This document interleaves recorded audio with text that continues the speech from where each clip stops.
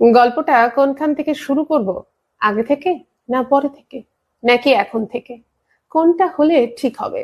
যদি এখন থেকে বলি তাহলে শুরুটা একরকম হবে, যদি আগে বা পরে থেকে বলতে যাই তাহলে হবে অন্যরকম। অনেকে বলে গল্প যেখান থেকে শুরু হোক না কেন একই থাকে। আমি মানি না। আমার মনে হয় গল্পের শুরু গল্প সম্পর্কে এক ধরনের ধারণা তৈরি করে, যে ধারণা যেমন ঠিক হতে পারে আবার ভুলও হতে পারে।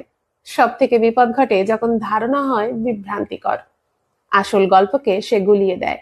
বিষয়টা কি একটু জটিল হয়ে যাচ্ছে? মনে হচ্ছে যাচ্ছে। একটা উদাহরণ দিলে খানিকটা সহজ হতে পারে। ধরা যাক, আগে থেকে আমার এই গল্প শুরু হলো। আমার স্বামীর নাম রঞ্জন। রোজ অফিসে বেরোনোর সময় সে আমাকে আদর করে, আমিও করি। আমি ভাজাভুজি ভালোবাসি। রঞ্জন আমার জন্য চপ কাটলেট কিনে বাড়ি ফেরে। দুপুরবেলা খাওয়ার পর শেষ পাতে একটু দই পেলে রঞ্জন খুশি হয়। মিষ্টি দই নয়, সাদা দই। আগে কেনা দই খেত, কোনোদিন পেত কোনোদিন পেত না। এখন আমি নিজেই বাড়িতে দই বসাই। রঞ্জন খুশি মনে খায়। শেষ হওয়ার পরেও বলে, আর একটু হবে নাকি? আমি জানি ও চাইবে, তাই সব সময় একটু সরিয়ে রাখি। হেসে বলি, না হবে না, ফুরিয়ে গেছে, তারপরে এনে দিই। রঞ্জন প্রায় আমার জন্য একটা করে গিফট কিনে আনে। কোনোদিন শাড়ি, কোনোদিন ব্যাগ, কোনোদিন ইমিটেশনের গয়না। জিনিস ভালো হয় না, কোয়ালিটি বাজে, দাম বেশি। রঞ্জন আহ্লাদি মুখ করে বলে, সুন্দর হয়েছে না? আমি হেসে বলি, হ্যাঁ সুন্দর হয়েছে। আমিও রঞ্জনের জন্য কেনাকাটা করি। স্ট্রাইপ শার্ট পরলে ওকে হ্যান্ডসাম লাগে। সরু স্ট্রাইপ। আমি ওর জন্য স্ট্রাইপ শার্ট কিনি, পরিয়ে দেখি। এখানেই শেষ নয়, আরো আছে। আমি কোথাও গেলে রঞ্জন বারবার ফোন করে, বকুল কোথায় তুমি? আমি বলি, এই তো আমি আসছি। অনেকক্ষণ থেকেই তো আসছি আসছি করছো। আসছো কই? ওরে বাবা, আর 1 ঘন্টার মধ্যে চলে আসবো। 1 ঘন্টা বলো কি? সে তো অনেকক্ষণ। আমি ততক্ষণ একা থাকবো। কোনো কোনো দিন রঞ্জন অফিস থেকে ফিরতে দেরি করে। আমি অস্থির হয়ে পড়ি। আজকাল রাস্তাঘাটে কত গোলমাল হয়।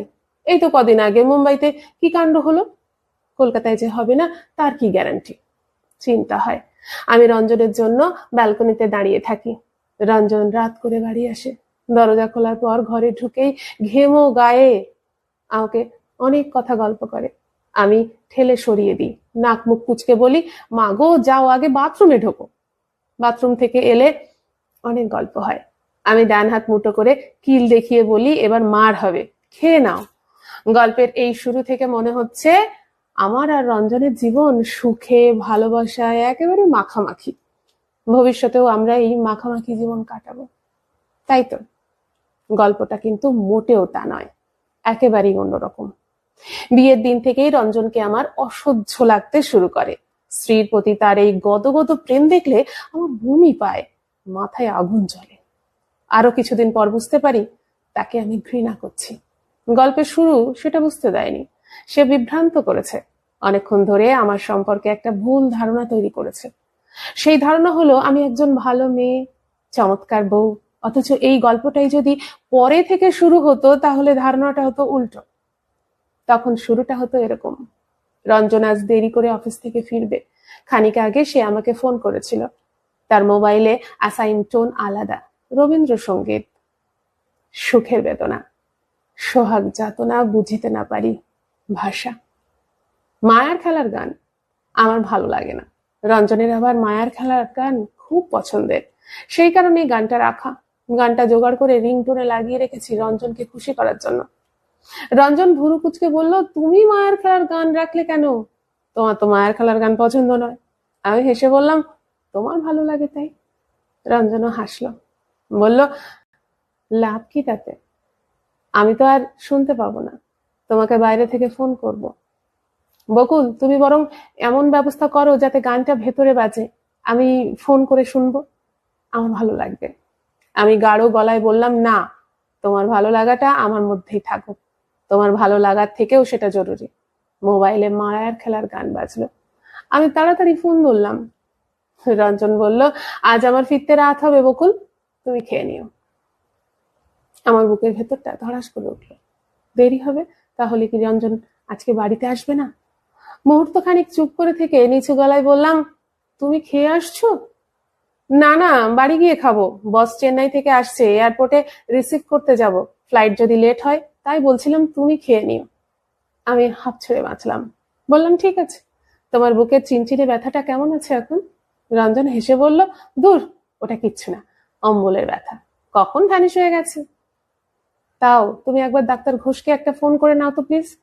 ছাড়ো না, ডাক্তার লাগবে না। এবার আমি রাগের ভান করলাম। তুমি যতক্ষণ না ডাক্তারবাবুকে ফোন করবে ততক্ষণ আমি 2 মিনিট অন্তর অন্তর তোমাকে ফোন করে যাব। তুমি যখন এয়ারপোর্টে তোমার বসকে রিসিভ করতে যাবে তখনও কিন্তু আমি ফোন করব, জ্বালাতন করব তোমাকে। আমার এই উদ্বেগে রঞ্জন খুশি হলো। সব স্বামী চায় তার শরীরের ছোটখাটো সমস্যা নিয়ে বউ উদ্বেগ দেখাক, বিষয় যতই তুচ্ছ হোক না কেন উদ্বেগ তত ভালো লাগবে, তাড়িয়ে তাড়িয়ে উপভোগ করবে। আচ্ছা আচ্ছা, বিপদে ফেললে তো, ডাক্তারবাবুকে কি বলবো? আমি বললাম, কি বলবে আবার? বলবে আজ লাঞ্চের পর থেকে বুকে কেমন একটা পেইন ফিল করছিলাম, কাল সকালে আপনাকে দেখাতে যাব। আপনি যদি মনে করেন একটা ইসিজি করাবো, নাও এখনই ফোন করো। আমি কিন্তু ঠিক 10 মিনিট বাদে ডাক্তারবাবুকে ফোন করে জিজ্ঞেস করব তুমি অ্যাপয়েন্টমেন্ট নিয়েছো কিনা। রঞ্জন হেসে বলল, ওরে বাবারে, করছি রে বাবা, করছি। বিয়ে করে দেখছি বিরাট ঝামেলায় পড়লাম, বউয়ের জ্বালায় কাজকর্ম সব ডকে উঠলো। ফোন ছেড়ে আমি সোফায় এলিয়ে পড়লাম। ঠিক 10 মিনিট পর আমি ডাক্তার ঘোষকে ফোন করলাম, জানতে চাইবো রঞ্জন তাকে ফোন করেছিল কিনা, বুকের ব্যথার জন্য অ্যাপয়েন্টমেন্ট নিয়েছে কিনা। তারপর আমি রাগ দেখাবো, বলবো জানেন ডাক্তারবাবু, কত করে বললাম তুমি আজ অফিসে যেও না, ডাক্তারবাবুকে দেখিয়ে এসো, না শুনে অফিস চলে গেল, আমার একটা কথাও যদি শোনেও। ডাক্তারকে রঞ্জনের ফোন করাটা খুব জরুরি, এটা আমার জন্য মক্ষম একটা যুক্তি তৈরি করবে, অনেকটা অ্যালিবাইয়ের মতো। প্রমাণ হবে রঞ্জনের বুকে সকাল থেকে সমস্যা চলছিল, রাতে তার হার্ট ফেল হঠাৎ হয়নি, সিমটমস ছিল। আসলে আমি রঞ্জনকে খুন করার জন্য বিষয়টাই ব্যবহার করব। সেটার কাজকর্ম বেশ মজার, জিনিসটার কাজ করবার সব হাটে, রক্তের সঙ্গে মিশে শটান নিজের লক্ষ্যে পৌঁছাবে। তারপর সেখানকার ধমনীগুলো এক এক করে আটকে দিতে থাকবে। ডাক্তারি পরিভাষায় যাকে বলে ব্লক, রক্ত চলাচল বন্ধ হবে। ব্যাপারটা অনেকটা এরকম। আমি যেখানে পৌঁছেছি সেখানে আর কারো আসার অধিকার নেই, হিংসুটে প্রেমিকার মতো। মজার না? দুপুরে রঞ্জনের বুকে হালকা ব্যথা হওয়ার সঙ্গে সঙ্গে তাকে খুন করার জন্য আজকের দিনটাই বেছে নিয়েছি।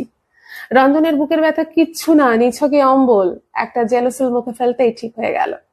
কিন্তু ততক্ষণে আমার সিদ্ধান্ত হয়ে গেছে, ব্যথাটা কাজে লাগাবো, রাতে রঞ্জনের খাবারে বিষ মেশাবো। এই কারণেই দেরি করে ফিরবে বলায় চমকে উঠি।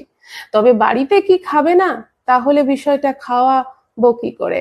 জলে মিশিয়ে খাওয়াতে সমস্যা হবে, এই বিষয়ে একটা হালকা গন্ধ আছে, ভ্যানিলা আইসক্রিমের মতো। জলে মিশিয়ে খাওয়াতে সমস্যা হবে, এই বিষয়ে একটা হালকা গন্ধ আছে, ভ্যানিলা আইসক্রিমের মতো। সব থেকে সুবিধে পুডিং জাতীয় কিছুর সঙ্গে মিশিয়ে দিলে গন্ধ আলাদা করা যায়। আমি ঝুঁকি নেব না, রঞ্জনের জন্য পুডিংই তৈরি করব। রান্নার মাসি চলে গেলে দুধ জাল দেব।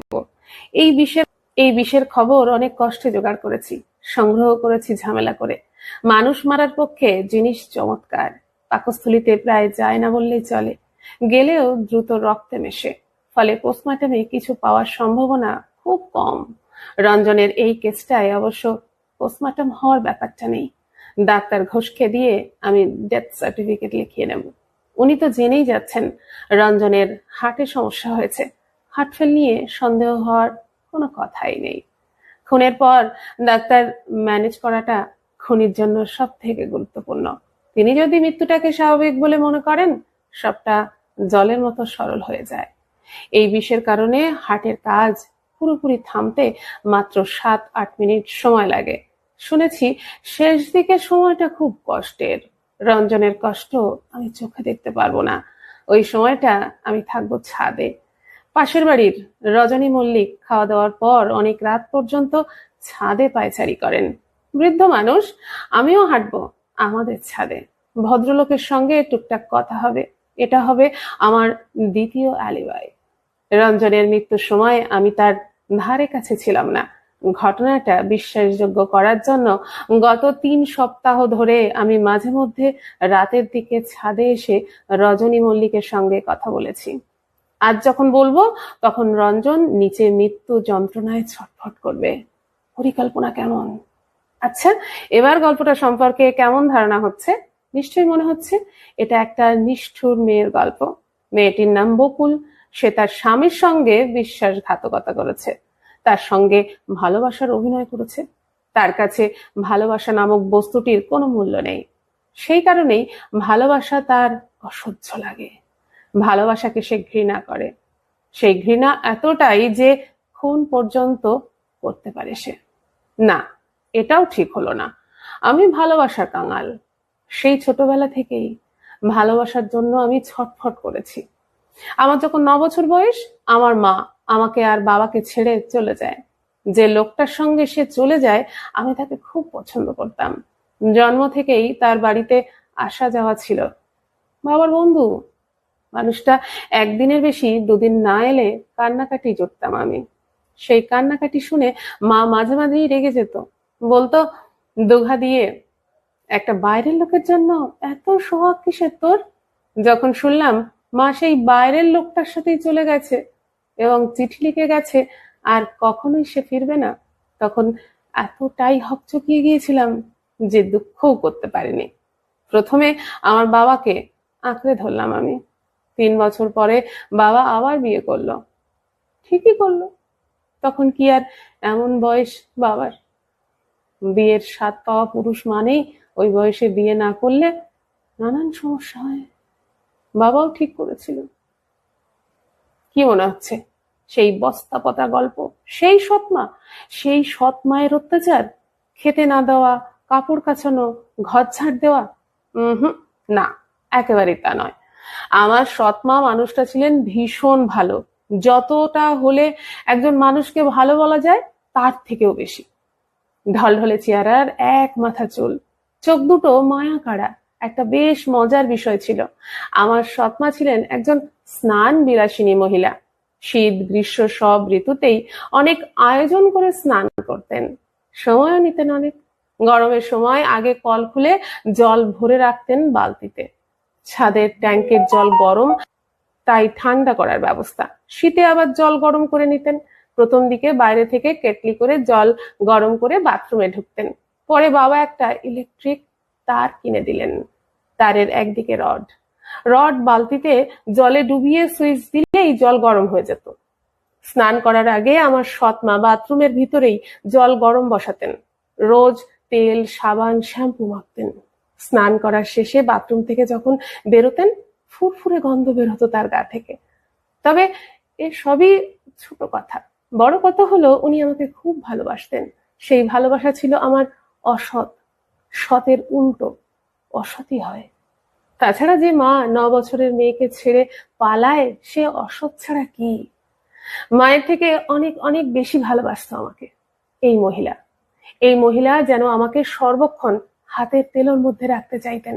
জড়িয়ে ধরে খাওয়াতেন, জাপটে ধরে আদর করতেন, নজরে নজরে রাখতেন আমাকে। চাইতে না চাইতে আমি আমার হাতের কাছে সব পেয়ে যেতাম। জামা, জুতো, খাবার, পড়ার বই, খেলার পুতুল, সব সব। উনি এমন সব কাণ্ড করতেন যা একজন 11 বছরের মেয়ের জন্য ছিল বাড়াবাড়ি। ওর শেষ বাড়াবাড়ির গল্পটা এবার আমি বলি। শেষ এই কারণেই যে ঘটনার কিছুদিনের মধ্যেই উনি মারা যান। স্বাভাবিক মৃত্যু নয়, ইলেকট্রিক শক লেগে মৃত্যু তার। খবরের কাগজে ভাষায় যাকে বলে বিদ্যুৎস্পৃষ্ট। লোহার বালতির সঙ্গে কিভাবে যেন জল গরম করার সময় জড়িয়ে গিয়েছিল। উনি শক খেয়ে বাথরুমের ভিতরেই ছিটকে পড়ে গেছিলেন এবং অনেক সময় ধরে যেহেতু চান করতেন। সমস্যা হলো যেহেতু স্নানে উনি অনেকটা সময় নিতেন, তাই তার মৃত্যুর খবর বুঝতেই অনেকটা সময় দেরি হয়ে যায়। সেই বিকেল আমার বাবা আবার সেদিন ব্যবসার কাজে সারাদিন কোর্টে ছিলেন। আমি ছিলাম স্কুলে। বাথরুমের দরজা ভেঙে ডেড বডি বের করাটাও একটা ভীষণ সমস্যার ব্যাপার ছিল। একে ইলেকট্রিক কারেন্টের ব্যাপার, তারপরে মহিলার গায়ে কোনো জামা কাপড় ছিল না। যাই হোক, আসল কথায় এবার আমি আসি। সৎ মা আমাকে নিয়ে কেমন একটা বাড়াবাড়ি করতেন সেই কথাটা একটু বলি এবার। রোজই মার স্কুলের টিফিন বক্সে একটা না একটা মিষ্টি থাকতো। কখনো সন্দেশ, কখনো দরবেশ, কখনো বড় জিলিপি। আমি যা যা ভালোবাসতাম। একদিন সৎমা আমাকে মিষ্টি দিতে ভুলে গেলেন। টিফিনের সময় দেখি স্কুলের গেটে দাঁড়িয়ে আছেন। আমি অবাক হয়ে গিয়ে বললাম, তুমি এখানে কি করছো? ওর হাতের মিষ্টির কৌটোটা চোখে পড়লো। তার চোখে জলও দেখলাম। আমি বললাম, তুমি কাঁদছো কেন? উনি বললেন, আমাকে মিষ্টি দিতে ভুলে গেছি যে মা, সেই দুঃখে কাঁদছি। তুমি খেয়েছো? আমি বললাম, এই তো এই তো খেলাম, এই মিষ্টিটাও নাই খাচ্ছি, তুমি কেঁদো না। উনি চোখের জল মুছতে মুছতে বললেন, থামতে পারছি না বাবা, তোমাকে যে মিষ্টিটা এসে দিতে পেরেছি এটাই আমার কাছে অনেক, তাই আনন্দের জল এটা। এরপর থেকেই আমার কেমন যেন হতে লাগলো। মহিলার কাছে এলে আমার একদম ভালো লাগতো না। এই গদগদ ভালোবাসাটা সহ্য হতো না। শরীরে অস্বস্তি অনুভব করতাম, দম বন্ধ হয়ে আসতো। উনি আমাকে আদর করলে মনে হতো গলায় কেউ ফাঁস পরিয়ে দিচ্ছে। কিছুদিনের মধ্যে আমি বুঝতে পারলাম, সুন্দর মানুষটাকে আমি কেমন যেন ভয় পাচ্ছি। তাকে এড়িয়ে যেতে শুরু করলাম। ভালোবাসার জন্য উন্মুখ হয়েছিলাম, কিন্তু ভালোবাসা সহ্য করতে পারছিলাম না। বিষয়টা কি অদ্ভুত না? খুব অদ্ভুত। এই অভিজ্ঞতা আমার আগেও হয়েছে, সে কথায় পরে আসবো।